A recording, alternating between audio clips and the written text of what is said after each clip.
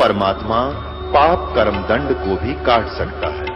अभी तक जिस भी संत व महापुरुष से मिले उन्होंने यही बताया कि पाप कर्म फल भोगने से ही समाप्त होगा। वो प्रभु कौन है जो पाप कर्म को काट देता है, वो काल के बंधन से छुड़वा देता है। उसका क्या नाम है, पूजा की विधि क्या है? कृपया अवश्य सुनिए जगत गुरु तत्वदर्शी संत रामपाल जी महाराज के अमृत वचन। वो परमात्मा, वो पूर्ण ब्रह्म, सारी सृष्टि के रचनहार, कुल मालिक कबीर परमेश्वर ने आके बताया है कि तू कौन, कहां से आन फंदा, देखो आग बिरानी क्यों डरता। और जो साधना हम करते हैं वो गलत करते हैं, तो वो साधना हमारी ठीक नहीं है। दाढ़ी बढ़ा ली, केस बढ़ा लिए, फिर साधु बन गया, राख रमा ली, कान पड़वा लिए, तो जनसाधारण को तो ऐसा लगता है बड़ा सिद्ध पुरुष होगा, इसको प्रणाम करते हैं, उसकी सेवा करते हैं। परमात्मा कहते हैं जब तू यहां संसार छोड़कर जाएगा नादान प्राणी, भगवान के दरबार में तेरे इस ऊपर के आडंबर की कोई पूज नहीं है। यदि तेरे पास सतभक्ति की कमाई है तो वहां तेरी को राहत मिलेगी, नहीं तो नरक में डाल दिया जाएगा, पिटाई होगी, घेर के कुटेंगे बुरी तरह। चुंडित मुंडित पकड़ लिए, इनसे जम किंकर ना डरता। चुंडित जो बड़े बड़ी जटा रखते हैं, और मुंडित जो कति मुंड मुंडा के गोटम गोट हो रहे हैं, ऊपर लाल कपड़ा माला तिलक विलक लगा के, इनसे यम के दूत नहीं डरते। इन पाखंडों पर के पाखंड से वो डरते हैं सच्चे नाम की कमाई से। वो तेरे पास है नहीं, तो वहां सच्चे दरबार में तेरी पिटाई होगी।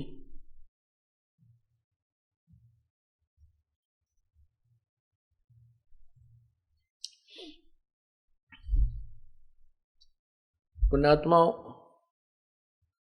उस परमात्मा की भक्ति के बिना इस जीव का कहीं ठिकाना नहीं। क्या कहते हैं भगवान, आगे गए ना बावड़े, रहते भी सब जाही, बिन साहिब की बंदगी की ठोड़ ठिकाना नहीं।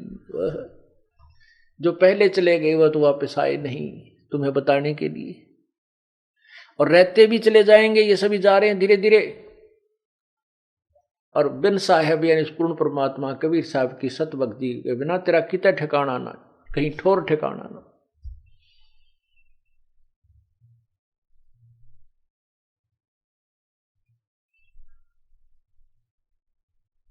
इसलिए हमने परमात्मा की भक्ति करनी चाहिए।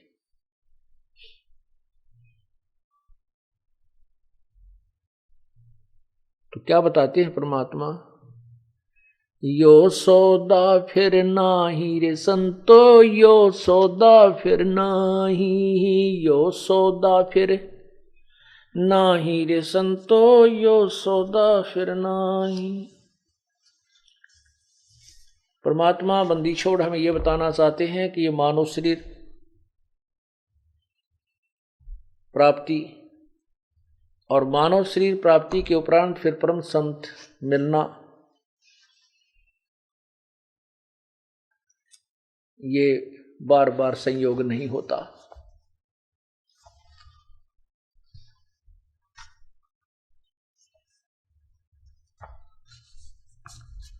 और इसका हमने लाभ उठाना चाहिए। पुण्यात्माओं, आपके ऊपर बहुत ज्यादा मेहर हुई है प्रभु की, और अब आप बहुत पुण्यकर्मी प्राणी हो जो इस सतलोक आश्रम बरवाला व क्रोथा से संबंधित हो चुके हो। लखबर सूरा जूझ ही लखबर सामदे, और लखबर यति जहान में तब की तो सतगुरु शरणाले। पुण्यात्माओं, देखो विचार करो, इन उदाहरणों से हमें शिक्षा मिलती है। जैसे कल आपको बताया था, आदरणीय नानक साहिब जी की आत्मा सतयुग में अम्बरीश राजा थी।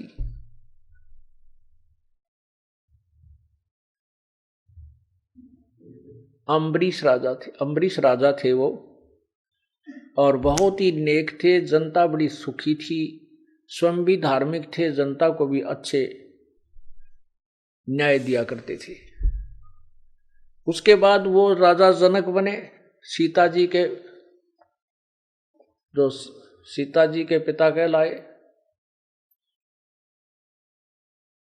उस समय भी वो एक बहुत ही अच्छे प्रसिद्ध संत भी कहलाए। राज करते करते बड़े धार्मिक व्यक्ति थे, संतों को बुलाते थे, उनसे ज्ञान पूछते थे। अष्टावक्र की कहानी आपने सुनी होगी। अब कितनी अच्छी आत्माएं थी। उसके बाद अपने पुण्यों को समाप्त करके वो कितनी अच्छी आत्मा थी, और रास्ते में 12 करोड़ यम वो नरक के अंदर भोग रही, अपने कर्म भोगों को 12 करोड़ आत्माओं को छुड़वा दिया अपने पुण्य दे करके। ये दयालुता की अंत था, हद थी दयालुता की। इतने दयावान थे, लेकिन मार खाते रहे। फिर वो आगे क्या बने? नानक जी बने, जो सिख धर्म के प्रवर्तक माने जाते हैं। अब वो इतनी अच्छी आत्मा थी, और फिर इसलिए परमात्मा की शरण प्राप्त हुई उसको। फिर परमेश्वर आकर मिले और उनको सतलोक लेकर गए, अपनी वास्तविकता से परिचित करा। क्योंकि ये ज्ञान गुण से नहीं मानता प्राणी, बहुत शीघ्र से नहीं मानता। क्योंकि ज्ञान तो अज्ञान बहुत ज्यादा सुना हुआ होता है, उस अज्ञान को हम ज्ञान मानकर आरूढ़ हो चुके होते हैं। तो परमात्मा ज्ञान सुनाने की चेष्टा बहुत की। प्रभु ने सच्चाई नानक साहब को बताई, उन्होंने महसूस भी की, लेकिन अपने पुराने ज्ञान के वो पुराना ज्ञान जो है वो आड़े आता रहा। तब परमात्मा ने उस प्यारी आत्मा को अपना गवाह बनाने के लिए, इस समय के लिए, नहीं तो किस किस को दिखाएं परमात्मा उस सतलोक को? जो कहे से नहीं मानता, देखिए पीछे भी नहीं मानेगा, उसका क्या फायदा। जैसे एक उदाहरण हुआ है कि हजरत मोहम्मद जी को भी परमात्मा कबीर जी आए थे और उनको सतलोक लेकर गए थे, वहाँ का सब व्यवस्था दिखाई थी। उनको वापस छोड़ दिया तो उस शरीर में आते ही उन्होंने फिर उस जबरील नाम के देवता के भय से, क्योंकि उन्होंने उसको बहुत तंग किया था अपना ज्ञान समझाने के लिए, उसके डर से और उन्हीं के ज्ञान को उचित मान करके परमात्मा वाले मार्ग को स्वीकार नहीं किया था, इसलिए अलग से धर्म बन गया। तो इसलिए सबको नहीं दिखाया जाता, परमात्मा ने अपने गवाह बनाने थे। नानक साहब को दिखाया सतलोक और वहां अपनी समर्थता दिखाई कबीर परमेश्वर ने, तो नानक साहब ने स्वीकार किया। तो कहने का भाव यह है कि लखबर सूरा जूझ ही लखबर सावत दे, और लखबर यति जहान में जब कि सतगुरु शरण।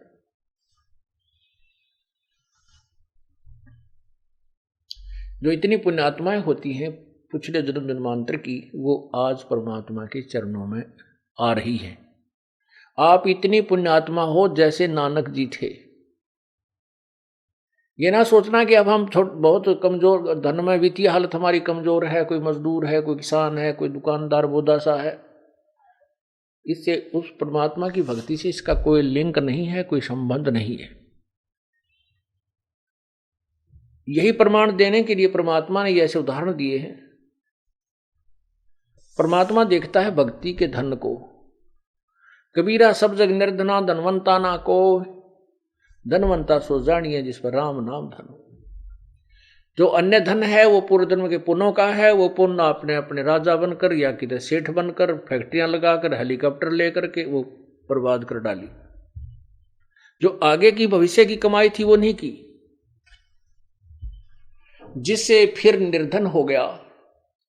पिछले जन्म में सेठ, वर्तमान में उसको नौकरी भी नहीं मिल रही, या छोटी सी 20-30 रुपए की नौकरी करता है, 100-200 रुपए की, 1000-2000 रुपए की। तो ये तो परिवर्तन इस काल के जाल में चलता ही रहेगा जब तक हम सतलोक नहीं जाएंगे। तो आपके ऊपर जो मेहर हुआ है परमात्मा का, मेहर भरा पंजाब के ऊपर बहुत समय से है, आज से नहीं है, लेकिन हम इतने अनजान हैं और काल के दबाव में, त्रिगुण माया के प्रभाव में भी इतने हैं, इतना ज्ञान सुनकर भी हम ये दृढ़ नहीं हो पाते, हम डगमग कहीं ना कहीं हो ही जाते हैं। और उसी का दुष्परिणाम आज तक हम भोग रहे हैं। अब आपके ऊपर परमात्मा ने एक विशेष कृपा की है, मानुष जन्म और के कारण बना के, क्या क्या कारण बना करके आपको चरणों में लिया है। कोई दुख में आया है, कोई सुख में आया है, कोई ज्ञान सुनकर ही आया है। जिस कारण से भी आप यहां आए हो, कोई दुखी आया है और अब इस ज्ञान को समझ रहा है वो आकर के, क्योंकि उसको बोला जाता है कि आप सत्संग में अवश्य आओगे, अन्यथा आपका कष्ट निवारण नहीं हो पाएगा। इसलिए बोला जाता है सत्संग में आपको कि आपको धनी बनाना है। आप युगों युगों के निर्धन हो चुके हो इस भक्ति मार्ग के। एक बार तो परमात्मा कबीर जी अपने कोटे से आपको राहत देता है, अपने कोटे से आपको देता है सुख, आपके दुख दूर कर देता आते ही, जिसकी सच्ची तड़प होती है और नियत साबित रहती है, उसको आते सुख देता है। फिर आपको ज्ञान सुनाया जाता है कि ये 10-20 हजार रुपये मान ले किसी से ले लिए, 1,00,000-2 लाख, तो इससे काम नहीं बनेगा। आप अपनी कमाई कोई साधन, कोई व्यवस्था करो ताकि आप साहूकार हो जाओ। तो यहां आपको बुला करके धनी बनाया जाता है। हम कितने निर्धन हो चुके हैं, हम कितना अपना सतर गिरा चुके हैं, ये आप अपना आप ही तुलना कर सकते हो, निर्णय ले सकते हो। आपको यहां आने से कितने पुण्य हो रहे हैं, आपके कितने पाप छूट चुके हैं। बीड़ी, शराब, मांस, तंबाकू सबसे पहले छुड़वाया जाता है, जो घोर पाप का कारण है।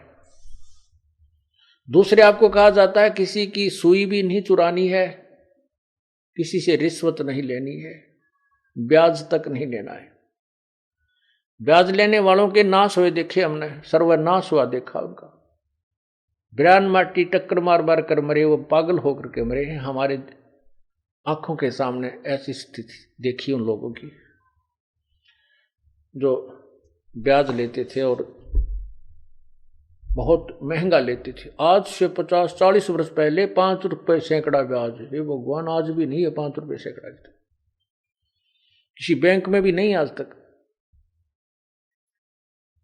और फिर उस व्यक्ति की क्या दुर्गति हुई हमने आंखों देखा था। पागल हो गया, टक्कर मारा, अपनी टट्टी ने अपने मुंह पर मारा, कुआं खा ले, बुढ़ापे में बुरा हाल होकर मरा वो।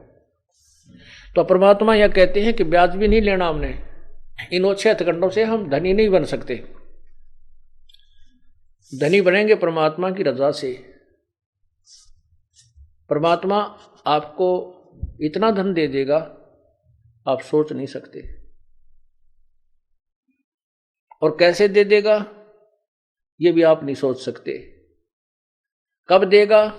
जब आपकी नीत साबित हो जाएगी, आप में कोई दोष नहीं देखेगा, केवल उस परमात्मा से ही आपकी याचना होगी, अन्य किसी देव में आपकी आस्था नहीं रहेगी।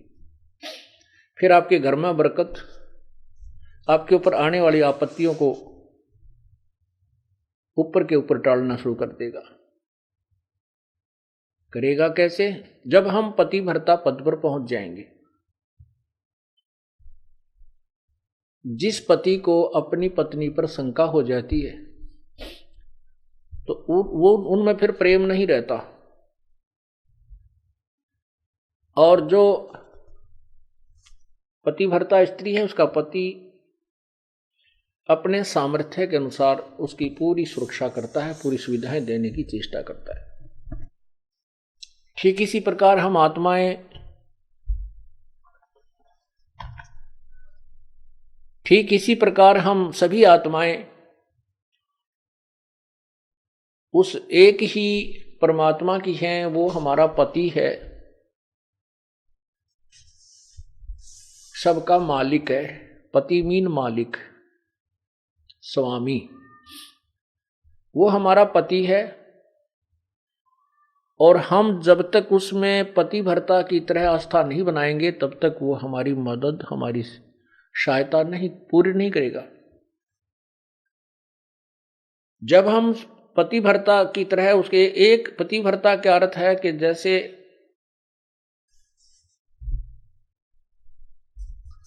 अपने पति के अतिरिक्त किसी भी परपुरुष में आस्था ना हो,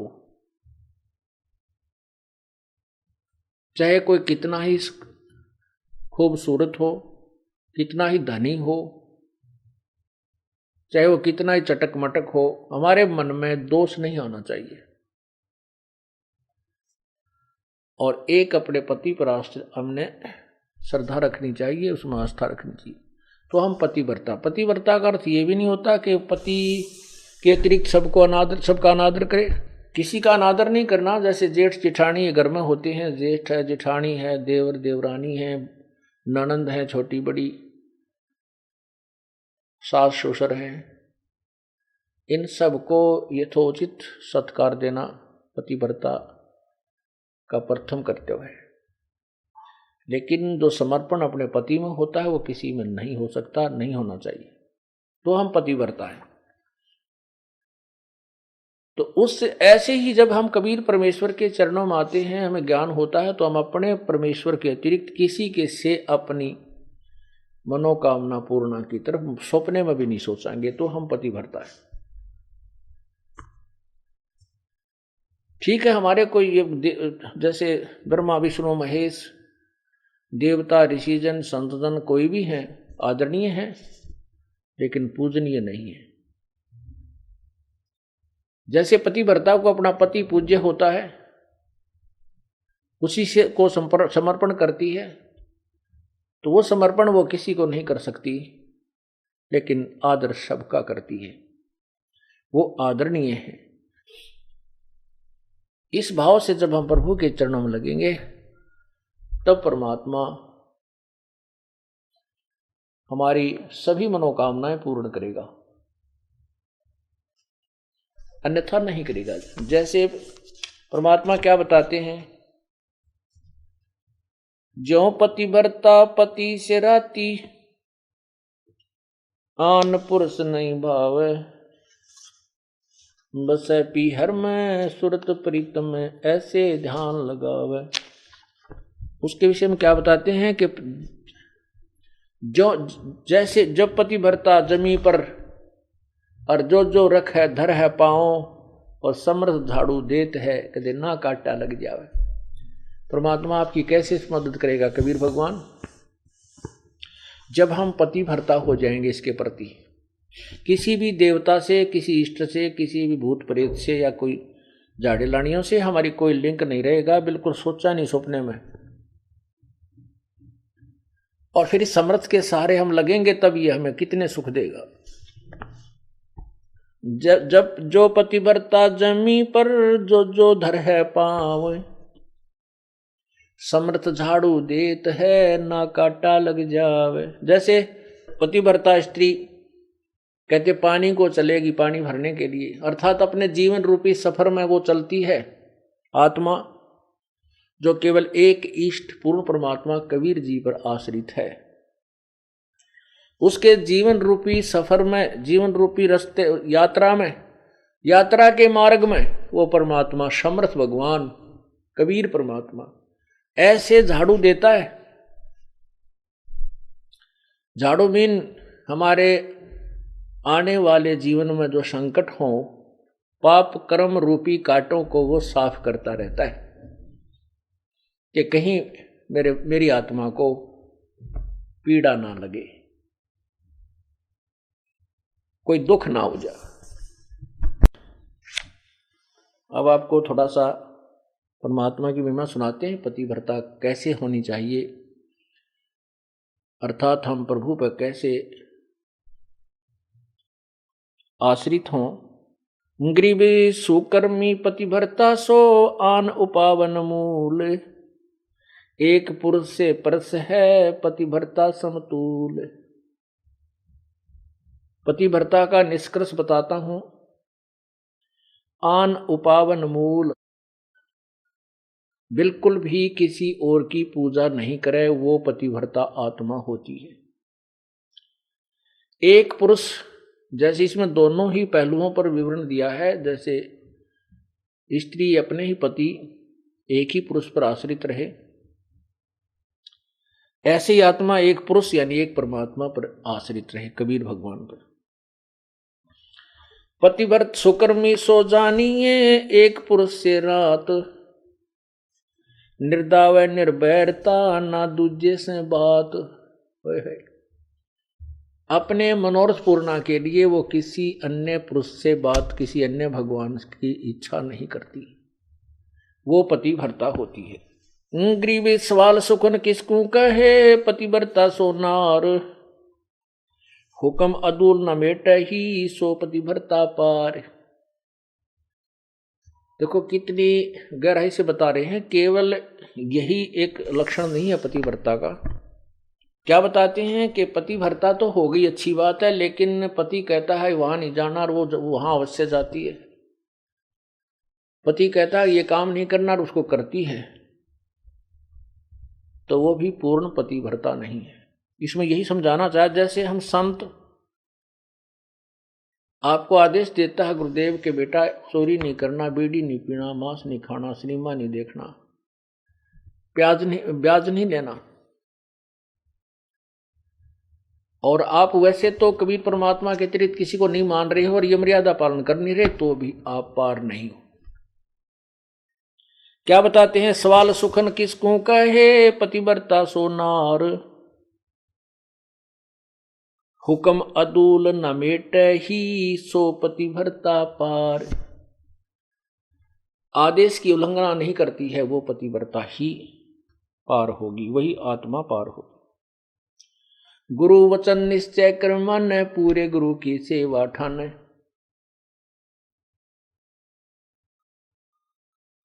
भाई जो गुरु वचन पे डट गे रकट गे फंद 84 के, कट गे फंद 84 के, कट गे फंद 84 के। भाई जो गुरु वचन पर डट गे रकट गे फंद 84 के। वस्तु मिली ठोड़ की ठोड़, मिट गी मन पापी की दौड़। वस्तु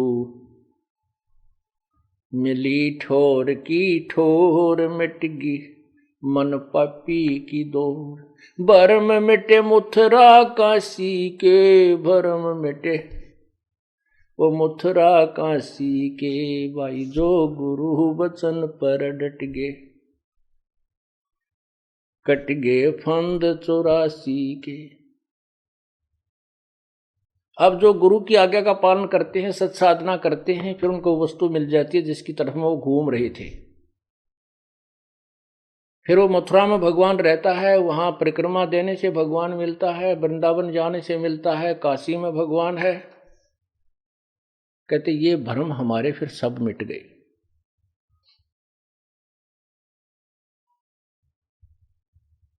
उसी के ऊपर यहां कहा है, घर आंगन इकसारे है, वचन उल्लंघना होई। घर आंगन इकसार समझे, पतिव्रता अपने घर में रहे चाहे बाहर रहे, उसके आव भाव, उसका चलना बैठना उठना बोलना ऐसा ही रहे जैसे वो घर में रहती है। बाहर भी एक जैसा ही व्यवहार करे और वचन उल्लंघन ना करे। घर आंगन इकसार है, वचन उल्लंघना होई। आन खसम से ओ लेने, पतिव्रता है सोई। आन खसम यानी और अन्य पति नहीं बनावे, उससे ओ लेना माने आड रखे, पतिव्रता है सोई। आन खसम से हंसत है वो चंडी चोर चुड़ैल, जिनसे क्या घर बासे है, घर में बसे घुड़ैल। अब क्या बताते हैं परमात्मा के, जैसे कोई पतिव्रता स्त्री दूसरे पुरुष के साथ मजाक करती रहती है,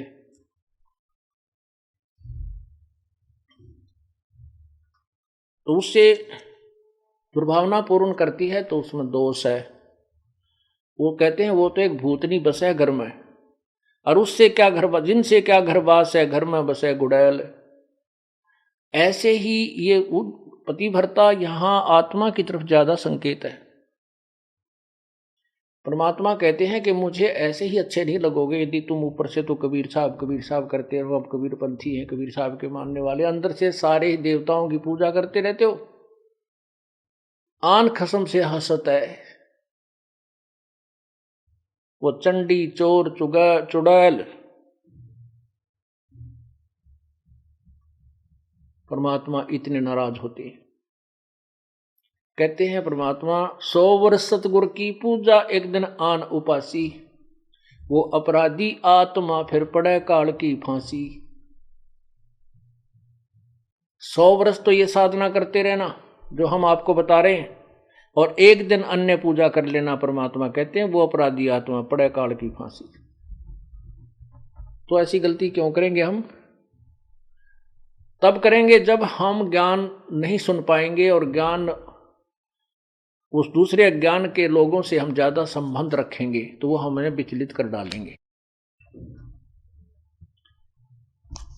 यहां जींद के अंदर एक रमेश जैन भक्त है, अब भी हमारा सेवक है वो। उसकी पत्नी को दौरे पड़ते थे, दमा था उसकी पत्नी को, दमा था उसकी। एक लड़की को दौरे पड़ते थे, 2 जुड़वा बच्चे थे, वो बहुत बीमार रहते थे। महीने में 2-2, 3-3 हजार रुपए का उनका डॉक्टरों का, मेडिकल का खर्चा होता था। एक भक्त ने उनको समझाया कि आप हमारे गुरुदेव से उपदेश लो, कबीर परमेश्वरी की शरण में आओ, आपके सब झंझट मिट जाएंगे। काफी कुछ कहने से उन्होंने मान लिया, और फिर वो टर्म एंड कंडीशंस भी बता दी उसको कि ये नहीं करना आपने। जब तो उन्होंने मान लिया ठीक है, हम तो बहुत दुखी हो गए हैं, इनको पूजा करते करते और साधनाओं से हमारी दुर्गति हो रही है, तो हम क्या करेंगे, हम नहीं पूजेंगे उनको। उन्होंने उपदेश ले लिया। उपदेश लेने के बाद उस बहन के 2-3-4 महीने तक कोई दमा नहीं, लड़की का दौरे पड़ा करते, उसका कोई दौरा नहीं, बच्चे स्वस्थ हो गए। वो तो इतनी खुशी मनाई, ओहो हे भगवान, भगवान मिल गए हमें। तो परमात्मा कहते हैं पर्वत पर्वत में फिरा, कारण अपने राम, राम जैसे संत मिले जिन सारे सब काम। अब क्या हुआ कि उसने वो 3-4-5 महीने के बाद ये गुग्गा पीर का दिन आ गया, गुग्गा नौमी आ गई। उसकी पड़ोसन आई, कहने लगी है कमलेश, और गुग्गा की पूजा नहीं करी तूने? वो बोली ना हम ना करा कर, हमने छोड़ दी, मारे तो जो ना गुरु का नाम ले लिया। वो किसी और पंथ से संबंधित थी, वो दूसरी लड़की जो बहन आई उसके पास, वह कहने लगी नाम तो हमने भी ले रखा है, पर पूजा सारी करनी चाहिए ना, तो ये नाश कर देंगे। उनका फलाना करना ना, वो अपने पंथ के उसके विषय में बताने लगी कि ऐसे उसने हमारे पंथ का है कि उन्होंने ये पूजा छोड़ दी थी, उनका एक का बेटा था वो मर गया,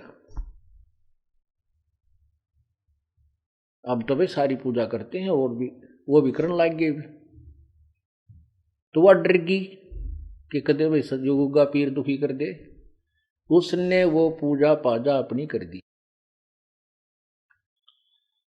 पूजा कर दी तो अगले दिन वो लड़की तो दौरा पड़ने लग गया। उस कमलेश ने सांस नहीं आवे, दमा हो गया, न्यू का न्यू, और दोनों लड़कों की तबीयत खराब है। अब उस सेठ लाला जी को पता नहीं था रमेश को क्या गड़बड़ कर रही है नालायक। वो घर पे आया और वो कहा ऐसा स्थिति फिर होगी। उसने उस भगत से संपर्क किया कि भाई मारा तो फिर होगी भाई बात, कोई फायदा नहीं हुआ। वो बोला भाई ऐसे कैसे हो सकता, 2-4-5 महीने तेरे ऊपर ऐसा मेहर बख्शी है, आज कैसे नहीं हो सकती है, कैसे मानूं मैं तेरी बात, अब देख ले चाल। वो दोनों आगे, वो दोनों आगे तो क्योंकि हमें पता है कि परमात्मा की मर्यादा भंग होने से ही काल प्रवेश कर जाता है। या तो सीता के चारों तरफ जो लक्ष्मण रेखा खींची थी ना, ये लक्ष्मण रेखा समझ लेना मर्यादा भगवान की, और इसको तोड़ते ही या दुर्गति शुरू हो जाएगी जो सीता की हुई थी। अब वो राम कोई बौड़ा नहीं था जो लक्ष्मण ने ये कहा तू या तो आइए मत भूल कर भी, रावत इसको चारों तरफ ये मंत्र पढ़ कर या रेखा खींच देना। अब सीता अपने आप में शानी बन गई। जब रावण आया एक साधु का भेष बनाकर भिक्षा मांगने लगा, तो सीता ने कहा कि आ जाओ महात्मा जी, ले जाओ भिक्षा ले जाओ। अब जो ही वो निकट आया उस रेखा के, तो उसमें लपट निकली, रावण 10 कदम दूर खड़ा हो गया। तो उसने कहा कि माई भिक्षा देनी है तो बाहर आकर दो, नहीं तो हम नाराज हो जाएंगे, ये कर देंगे। इसमें तुमने पता नहीं क्या मंत्र पढ़ रखा, ये मुझे आगे नहीं आने दे रही। अब सीता जी ने सोची कि बिजली पड़े साधु तो है, 1 मिनट में देकर आटा डालकर वापस आ जाऊंगी। तो या तो उसकी नालायक सोच थी अपनी, जबकि वो महापुरुष कह के गए थे इसे बाहर मत निकलना, रही साधु है तो अपन आ जाएगा अंदर। यदि ये साधु है तो इस लक्ष्मण रेखा को पारे करके आ जाता। तो साधु भी कहाँ है वो, इस रेखा से डर गया। तो उसने ऐसा ही किया, मर्यादा भंग कर दिया, लक्ष्मण रेखा उल्लंघ गई। फिर देखो क्या दुर्गति हुई, रावण उठा ले गया। 12 वर्ष तक उस रावण के बाग में बिरान मट्टी हुई। पुण्यात्माओं, ये लक्ष्मण रेखा समझ लेना जो परमात्मा के नियम है। यदि तुमने अपनी सुरक्षा चाहिए तो लक्ष्मण रेखा से बाहर मत जाना, फिर देखना खेल मालिक का। तो उसने क्या हुआ कि वो कहने लगा भाई तुमने कोई और पूजा की है। रमेश बोला ना बिल्कुल नहीं, कति नहीं कर दिया, हम तो छोड़ दी सारी उस दिन तक। अब उसका गले उतरा नहीं उस भगत के कि तो हो ही नहीं सकता, जब तक हम मर्यादा नहीं तोड़ेंगे तो यह हानि नहीं हो सकती, यह हमारे भगवान का नियम है। तो वह लड़की उस रमेश ने पूछा उस कमलेश से, क्यों वो घर में रहती है, कितने कोई और पूजा की? वो बोली ना, मैं क्यों करूँ थी। वह नो डरती ना बतावा कर तरही थी कि भी गड़ेगा, सोमा होगा, गुस्सा होगा। तो भक्त यूं कह रहा था जी मैं वैसे ही घूमतू ऐसे ऐसे बाहर न निकल गया, परमात्मा ने भेज दिया। तीसरा दिन था वो, जैसे आज गुग्गा नवमी थी, 10वीं उनकी ब्रह्मटी होगी, एकादशी को वो वहां गया। तो घूमता घूमता पीछे को चला गया, बरंडे के साइड में, एक पिछली साइड में बरंडा था, बरंडे से रसोई के पीछे, रसोई बरंडे के अंदर खुला थी, पीछे उसके खाली स्थान था वैसे नीचे कच्चा। वहां क्या देखा कि एक थाली रखी पुरानी सी, और उसमें 2-4 जोत सी लगा रखी है आटा बना के। तो उसने कहा कि आ भाई रमेश आजा दिखाऊं तेरे को, ये क्या है। कमलेश से पूछा कि वो क्या किया तने, वो क्या पूजा कर रखी है। फिर बताई उसने, आने वाली मैंने गुग्गा पीर की पूजा कर ली। वो भगत बोला वो गुग्गा फिर आ गया, थारा मुश्किल से काटा था। यो गुग्गा फिर बुला लिया तने, मुश्किल से निकाला था गुरुदेव ने, परमात्मा कबीर जी ने, अब चाट ले गुग्गा ने, पूज ले। तो वो फिर लग गया वह पैर पकड़ने, वह कहने लगी भाई मैं तो माफी मांगूंगी गुरु जी तय। तो उन्हें कहा भाई माफी मांग, परमात्मा से जाकर पूर्ण उपदेश लो, तुम तो काम कति बिगाड़ दिया, थारी सुना तो सुना, ना भी सुना। तो रमेश ने भी बहुत धमकाई हुआ बेबे, उसने सारी बताई जी मैं डरागनी थी, और कोई आसपास यहाँ मेरे दूसरा सहयोग था नहीं जिसे मैं पूछूं अपने भगत था, वहां कोई भगत नहीं था। और मैंने सोची कि बिजली पड़ा है, एक दो बत्ती ला दूंगी, गुग्गा भी राजी हो जाएगा। इन गुग्गा राजी कर करता हम ब्राह्मण माटी करवा रहे हैं। हमने एक ही प्रभु को प्रसन्न करना है। एक कैसा दे सब सदे, सब साधे सब जावे, माली सींचे मूल को वो फले फूले अगावे। एक ही साधने से, एक ही पूजा करने से जड़ की, तो पौधा परिपक्व बड़ा हो जाता है, वृक्ष बन जाता है, फिर आम के फल लगते हैं। यदि हम टहनियों की तरफ से उसको गाड़ कर जमीन में लाकर बैठ जाएं, उगाकर, तो सभी पौधा ही नष्ट हो जाएगा। अर्थात शास्त्र विरुद्ध साधना करने से हमारा भक्ति रूपी पौधा बर्बाद हो जाएगा। तो क्या बताते हैं, 100 वर्ष सतगुरु की पूजा, एक दिन आन उपासी, वो अपराधी आत्मा फिर पड़े काल की फांसी। तो पुण्यात्मा फिर आए मेरे पास। जब हम छुड़ानी से जाते रहते थे, हमारे गुरुदेव भी छुड़ानी जाते थे, वो केवल इसलिए जाते थे कि वहां भक्त आते हैं, उन भक्तों को समझाया जा सकता है, वो भ्रमित हैं सभी, वो यथार्थ ज्ञान से परिचित नहीं है। फिर उसके बाद हमारा उनसे मन मुटाव बन गया, क्योंकि गुरुजी शरीर त्याग कर चले गए थे सतलोक, और छुड़ाने वाले की जो क्रियाएं थी वो शास्त्र विरुद्ध थी, सदग्रंथ के विरुद्ध करते थे। हम जनता को सच्चाई बताते थे तो उनकी दुकान बंद होने के कागार पर आ गई। इसलिए उन्होंने हम नहीं सुहाए, तो हमने अपना अलग से करौथा में आश्रम बना लिया। तो उस समय जब वो हम वहीं जाते थे तो थोड़ी ही संख्या में भक्त होते थे। 1995 की बात है ये। उसने फिर पुनर्उपदेश लिया, माफी मांगी कि जिंदगी में नहीं करूंगी। उसके बाद वो नाम दोबारा लिया, उसके बाद आज तक वो सभी सोचते हैं। बोलो सतगुरुदेव की।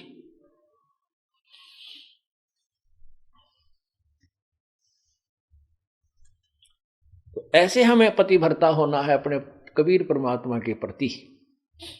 गीता जी अध्याय नंबर 13 के श्लोक नंबर 10,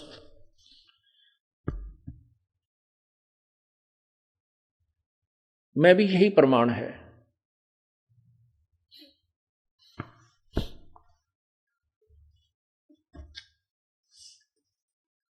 उसमें लिखा है कि अव्यभिचारिणी जो भक्ति करते हैं, गीता जी अध्याय नंबर 13 का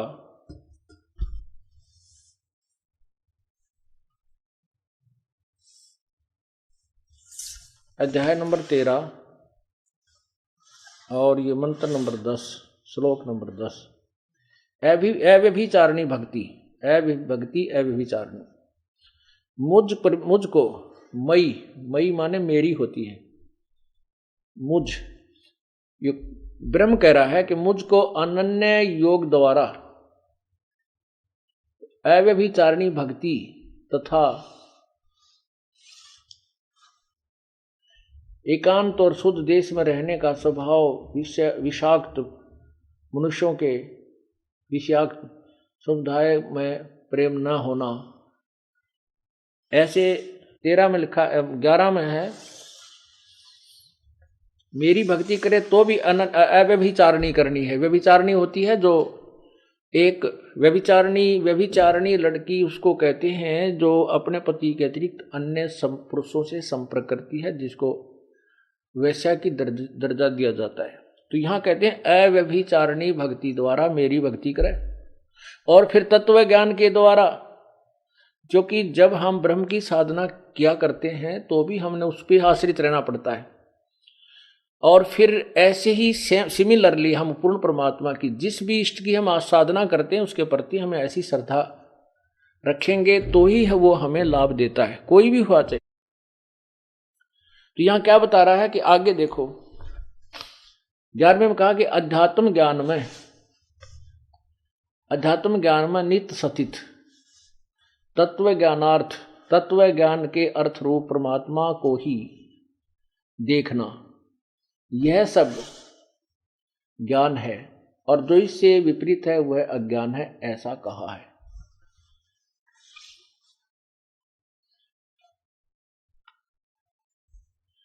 इसका क्या अर्थ है वैसे तो, कि मेरी या किसी अन्य जिस भी भगवान की तुम साधना करते हो उसको अनन्य, ये अध्यात्म ज्ञान में और तत्व ज्ञान के आधार पर ये प्रमाण है कि उसी पर पूर्ण आश्रित आपने रहना चाहिए। अव्यभिचारिणी भक्ति से ही परमात्मा प्राप्ति होती है, इसका ये अर्थ है। तो क्या कहते हैं, आन खसम से हंसत है वो चंडी चोर चुड़ैल, जिनसे क्या घर बासे है वो घर में बसे घुड़ैल। एक पुरुष अपना सही दूजा आन अनीत, अपने पति से राती ये और शिला सब भीत। सुकर्मी घर में रहे पतिव्रता सोनार, आन पुरुष से प्रीतड़ी ना रखिए घर बार। अब आपको भी संदेश दे रहे हैं परमात्मा कि जो स्त्री आपके अतिरिक्त किसी अन्य आस्था रखती है तो वो घर में रखने योग्य नहीं है। और यहाँ इसी प्रकार परमात्मा कहते हैं जो मेरे अतिरिक्त किसी अन्य देवता को पूजेगा तो मैं भी उसको अपने घर में अपनी शरण में नहीं रखूंगा। ये आपको दोनों तरीके बता रहे हैं। अब क्या बताते हैं, जो पतिव्रता हो जाती है, सत्साधना करते हैं, पतिव्रता सुनी नहीं, कहते हैं फिर वो सुनी नहीं है, उसका रखवाला परमात्मा भगवान है। पतिव्रता सुनी नहीं रखवाले हैं राम, कल्प वृक्ष करुणामयी वो चौकी आठों याम। पतिव्रता यानी सत एक भगवान के ऊपर आश्रित जो पुण्यात्मा है वो पतिव्रता की तरह लगी हुई है। कहते हैं फिर वह सुनी नहीं है, उसके रखवाले हैं राम, पल पल पर मदद करेंगे। आप देखते हैं एक्सीडेंट के अंदर कहते हैं जी कति और एक ही जीप के अंदर 4 भक्त बैठे थे, एक बच गया, 3 मर गए। भक्त नहीं थे वो अन्य, केवल एक ही भक्त था।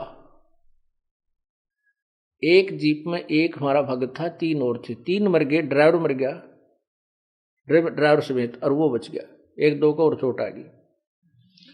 और जहां वो मरे उसी सीट पर वो था। तो यहां कहते हैं पतिव्रता सुनी नहीं रखवाले हैं राम, कबीर परमात्मा, हमारा राम कबीर है। कल्प वृक्ष करुणामयी ही चौकी आठों जाम। कल्प वृक्ष एक ऐसा पेड़ बताया स्वर्ग में, कहते हैं कि वो सर्व मनोकामना पूर्ण करता है। तो परमात्मा कबीर जी कहते हैं आपके साथ इस कल्प वृक्ष का भी काम करते हैं। अब वो कल्प वृक्ष किसकी मनोकामना पूरी करता है? वो तो स्वर्ग एक होटल है, और वो एक कल्प वृक्ष एक बैल है, घंटी है। अब जो उस कल्प वृक्ष के पास जाकर जो मांगता है उसी समय उसके सामने वही आहार आ जाता है। तो उसकी कमाई से ही जाता है, और यहां आपको परमात्मा अपने कोटे से भी देगा। कबीर परमात्मा पतिव्रता सुनी नहीं रखवाले हैं राम, कल्प वृक्ष करुणामयी चौकी आठों जाम। पतिव्रता पानी चली, पतिव्रता पानी चली पन ही नहीं पाए, वस्त्र अंग विनंग है वो आप देत उड़ाए। पतिव्रता पानी चली यानी सत्ता, जो पतिव्रता यानी सत्य परमात्मा की जो वो प्यारी आत्मा अनन्य मन से भक्ति कर रही है अपने एक इष्ट की, वो अपने जीवन किसी भी कार्यवश जाती है और उसके पास कोई असुविधा है तो तुरंत पूरी कर देता है। ऐसे बहुत से भक्त बहन भाइयां बेटियां हमें मिलती हैं। भक्त कहते हैं जी हमारे यहाँ आश्रम में आने के लिए किराया नहीं था, और 3 दिन से यही जुगाड़ था कि 200 से 400 रुपये हो जाए, मिल जाए तो हम आश्रम में जाएं। कहीं से भी, क्योंकि गरीब आदमी के साथ और ज्यादा दिक्कत आ जाती है। कई बार ऐसी स्थिति परमात्मा पैदा भी कर देता है उसका विश्वास दृढ़ करने के लिए। फिर कहने दी हमने तो भगवान पे छोड़ दिए, परमात्मा आप बुलाओगे तो जरूर आना चाहते हैं। आत्मा रो के कह रही थी, कहने लगी अगले दिन चलना था, उसी दिन सुबह चलने की तो कोई बात रही है को ना, किराए की व्यवस्था नहीं हुई। तो ऐसे में स्लैब, वो जो पेंडी सी थी होती है, स्लैब होती है घर में अलमारी की ताक से, उसमें कागज बिछा रखे थे, पेपर अखबार के, वैसे उठाई नो, और उसको तकरीबन दूसरे तीसरे दिन में रोज साफ करा करती। जिस दिन से यातना शुरू हुई उस दिन भी साफ करे थे वैसे स्वाभाविक वो उठाकर मैं पोचे खाते मारन लगी तो 500 रुपये 100 के 5 मुड़े हुए ऐसे तय किए हुए।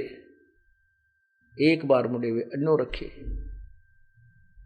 मत गदगद होगी। बच्चों को लिया, सास जब चल पड़ी। आश्रम में 3 दिन के बाद गई। जब मैंने अपने पति से पूछा कि आप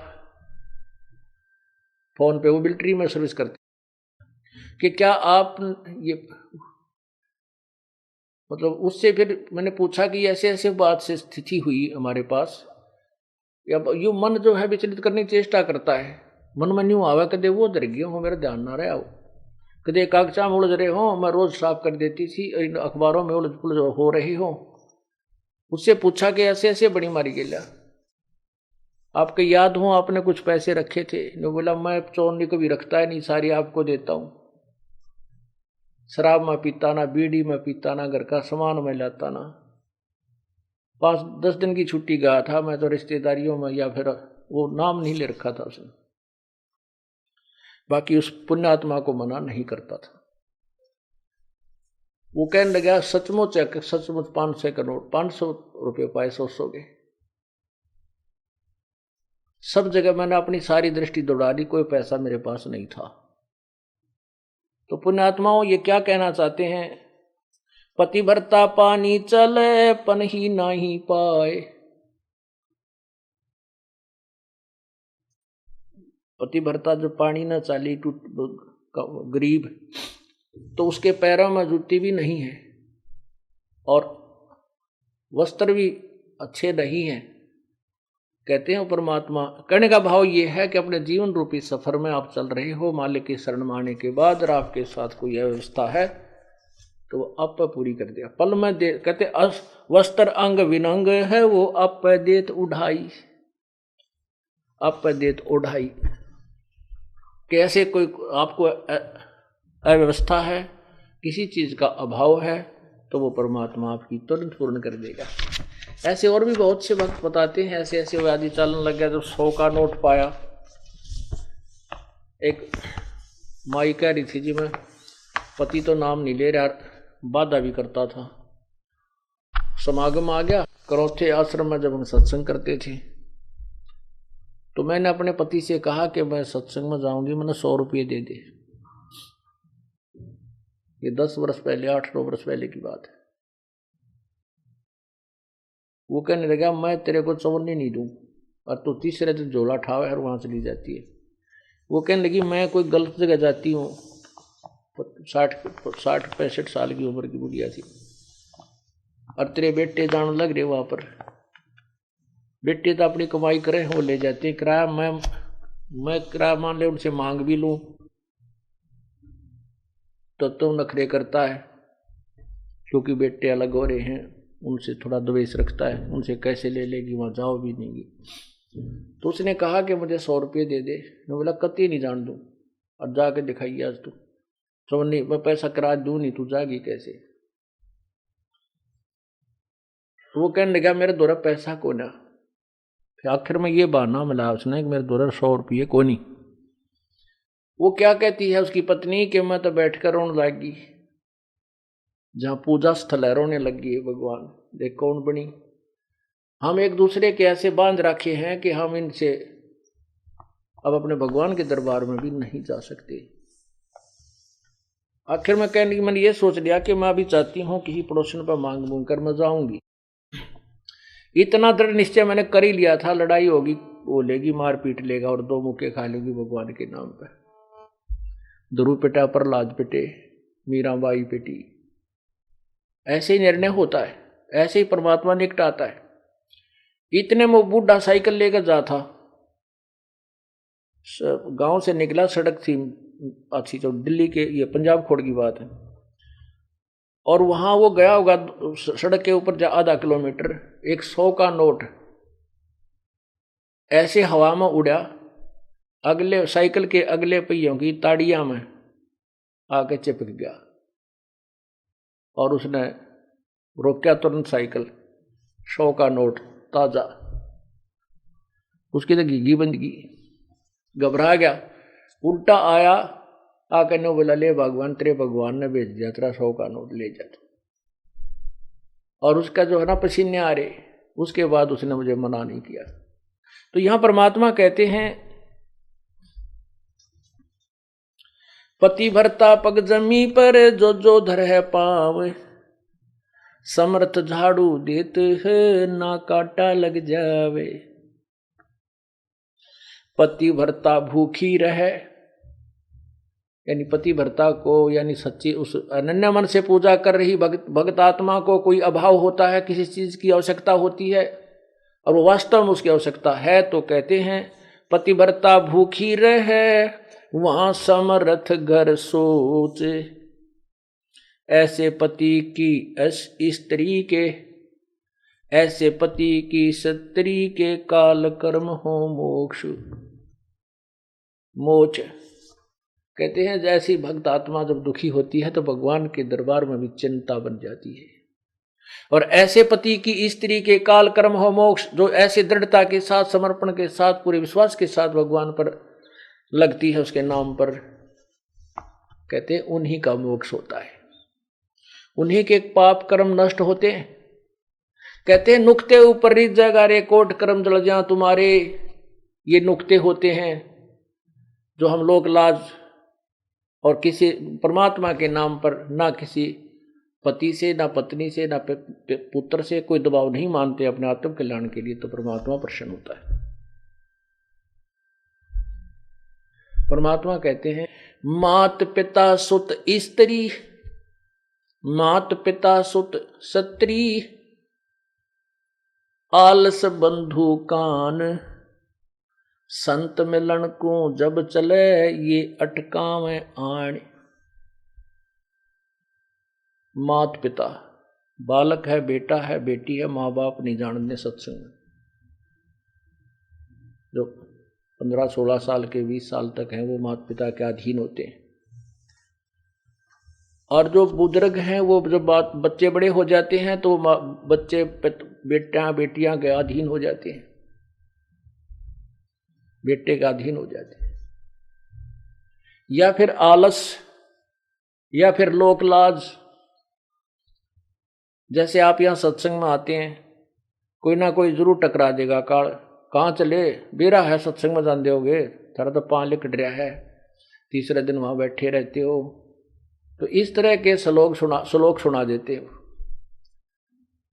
और आप जो ज्ञान में कमजोर है, इन बातों से दबाव मानने लग जाता है और फिर वो आना भी कम कर देता है, उसको ज्ञान नहीं है।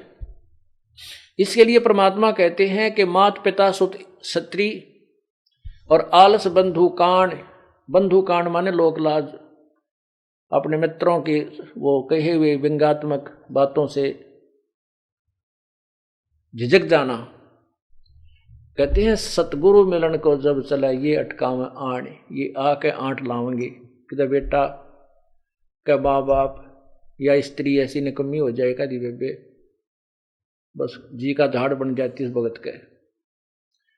या फिर लोक लाज, या खुद आलस कर जा, फिर देखोगे, फिर अगले बार देखेंगे, सर्दी ज्यादा है, गर्मी घनी है। इनका अटकाया ना अटके जो सतगुरु दर्श को जाए, कहे कबीर सो संत है भाई आवागमन निसावे। कहते नुक्ते ऊपर रीत जगह। ऐसे हम थोड़ी बहुत भगवान के लिए पापीटिया करेंगे, संघर्ष करेंगे तो हमारे निकट आएगा। और केवल बात बनाते हैं परमात्मा या कोई भी क्रिया पूरी नहीं हो सकती। जैसे अब यहां कौन आएंगे, वो आएंगे जो पूर्ण रूप से परिचित हो चुके हैं इस ज्ञान से। जैसे किसान गेहूं की फसल बीजता है या और भी फसल इस सीजन में बीजता है, जो जाड़े की फसलें होती हैं, तो उसमें जैसे अब दिसंबर और जनवरी में इतनी कड़ाके की सर्दी गिरती है और किसान की नहर से पानी डिस्ट्रीब्यूटेड मिलता है और वो रात्रि में दिसंबर या जनवरी के महीने में कड़ाके की सर्दी पड़ रही है, शीत लहर भी चल रही है, उसके पानी का नंबर आ जाता है रात में 12 बजे। जनवरी और दिसंबर के महीने में कमरों के अंदर भी रजाई ओढ़ कर खिड़की बंद करके जब हम सोते हैं, और वो किसान उस शीत लहर की परवाह ना करते हुए, आरोग्य होने की परवाह न करते हुए, रात्रि के समय कोई सांप है, कोई भयंकर प्राणी पशु है, उसकी भी परवाह ना करते हुए वो अपने उद्देश्य को पूरा करके आता है। वहां जाकर के कंबल और लिया होता है, खेस या कंबल को भी वहां पर मेड पर रख देता है, डोले पर, और अपना पजामा पैंट या धोती ऊपर न टांग के और घुटनों पानी में प्रवेश कर जाता है, नाली में। खेत में घूमता है चारों तरफ, घंटा 2 घंटे जब तक वो पानी सिंचाई करता है, नंगे पैरों घूमता रहता है पानी के अंदर से, कहीं पानी निकल ना जाए, मेरा खेत से बाहर ना चला जाए। तो पुण्यात्माओं, यदि वो आलस कर जाता है और वो सोचे सर्दी है, कहीं मेरे को रोग ना लग जाए, नमूनिया ना हो जाए, तो वो सिंचाई नहीं करके आएगा। सिंचाई नहीं करेगा तो उसके गेहूं कनक नहीं होगी, और कणक नहीं होगी तो भूखा मरेगा, उसके बालक भूखे मरेंगे, फिर मांगता फिरेगा, मजदूरी करेगा, कोई चोनी भी ना देगा, वो निर्धन हो जाएगा। वो क्योंकि वो अपने व्यवसाय का, अपने क्रिया, अपने कर्म का वो पूर्ण रूप से परिचित है, इसलिए वो उसके मन में आवे को नहीं कि आज मैं ना जाऊं, न्यू हो जा, नहीं, कुछ भी हो, सिर धड़की बाजी ला के वो पहुंच जाता है। ऐसे पुण्यात्मा अपने ये भक्ति रूपी अब कणक बोई है, और ये सत्संग जो है आपकी सिंचाई का समय है, डे है। तो इसमें क्या बताते हैं कि माता पिता सुत स्त्री आलस बंधु कान और संत दरस को, सतगुरु दरस को जब चलाइए अटकावान, इनका अटकाया अटका नहीं, और सतगुरु दरस को जाए कहे कबीर सो संत है भाई आवागमन से, उसे ही खेती पूरी होगी, उसी की फसल अच्छी होगी। तो इस प्रकार हमने इस ज्ञान को ऐसे समझना है।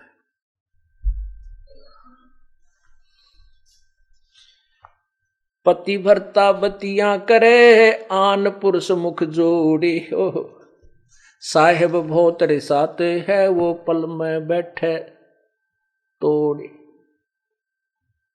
जैसे एक स्त्री अपने को किसी और पुरुष के साथ एक विशेष तरीके से बात करता हुआ को पति देख लेता है, तो वो उसे अक्षुब्ध हो जाता है। तो ऐसे ही वही परमात्मा बताते हैं कि यदि तुम किसी और इष्ट के आगे पाछत है, किसी देवता तेनो मंगत मांगते देख लिए भगवान ने, को तो अंतर्यामी है, तुरंत पकड़ जाएगा। पति भरता बतियां करे, आन पुरुष मुख जोड़े, साहेब बहुत रिसात है, वो पल में बैठे तोड़े। परमात्मा बहुत नाराज हो जाता है, गुस्सा हो जाता है, और ऐसे हम किसी इष्ट, अन्य इष्ट से को याचना करते हैं आगे पाछे थे, तो आपका कनेक्शन कट जाता है, पल में तोड़ देता है। वो तो अंतर्यामी है, उसका आगे छुपा ही नहीं सकते हम कुछ भी।